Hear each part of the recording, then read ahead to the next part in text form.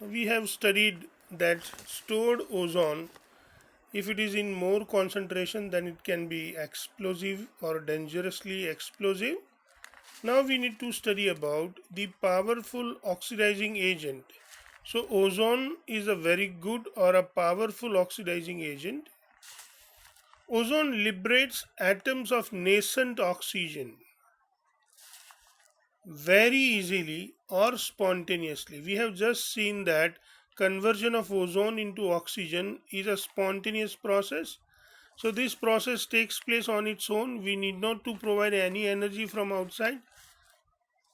So whenever ozone is available, it easily decomposes and gives the oxygen gas and nascent oxygen. This nascent oxygen is responsible for the oxidating activity of ozone, and therefore ozone acts as a powerful oxidizing agent. Ozone as an oxidizing agent, so being oxidizing agent, ozone oxidizes lead sulfide or lead 2 sulfide to lead 2 sulfate.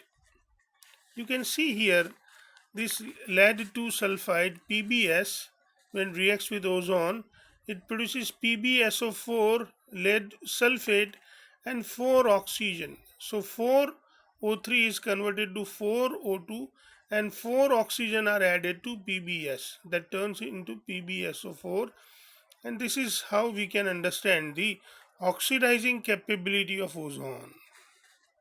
Second example of powerful oxidizing agent, ozone. Ozone oxidizes iodide ions into iodine. You can see here in this reaction we have iodide ions 2I minus. They reacts with ozone O3 into the aqueous medium because this iodine is dissolved into the water, so it is an aqueous medium. It produces two OH minus ions. It produces iodine and oxygen gas. So you can easily understand that ozone produces first oxygen gas. From that, one nascent oxygen reacts with H2O to produce 2OH minus, and this 2 charge of minus 1 goes on the OH minus, and iodine simply turns into solid iodine. So here ozone actually oxidizes the iodine. This is how we can understand its oxidizing effect. Now the question arises, my dear students, that how ozone O3 is estimated quantitatively. It is an in-text question, that how can we estimate the ozone quantitatively. So let us try to understand the answer. When ozone reacts with an excess of potassium iodide solution, which is buffered with borate buffer, the pH of that buffer solution is equal to 9.2. Iodine is liberated. We have just seen the previous reaction in which iodine solid is formed. Liberated iodine is titrated against a standard solution of sodium thiosulfate Na2S2O8.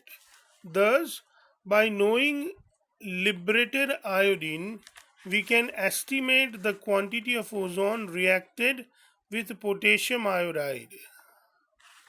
You can see that instead of 2I minus, now we have written 2Ki in the presence of water. So this Ki is in aqueous state. So water in the liquid state is present and that reacts with ozone. It produces 2KOH, that is 2 potassium hydroxide.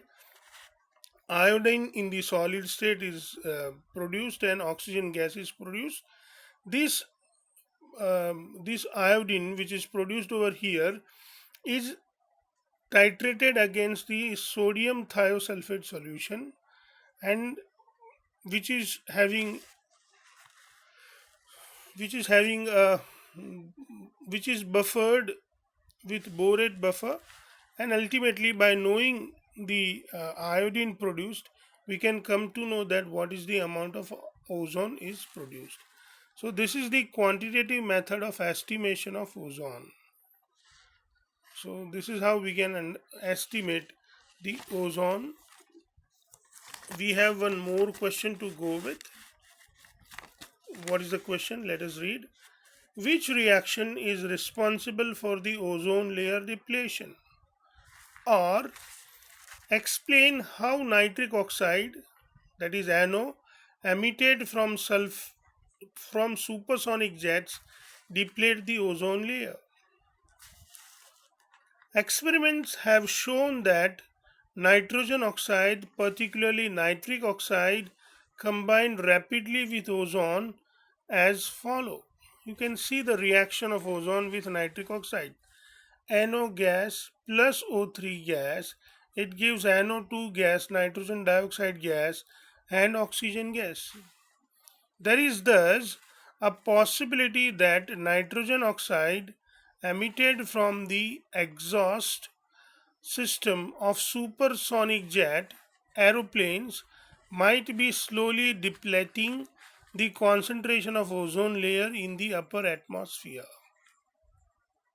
So this is how these oxides of nitrogen, they reacts with ozone and deplete the ozone layer by producing nitrogen dioxide.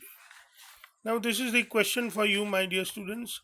Please read and think about it, that what could be the another threat to the ozone layer. Please read the textbook, and I hope, my dear students, you are enjoying your studies. Happy learning.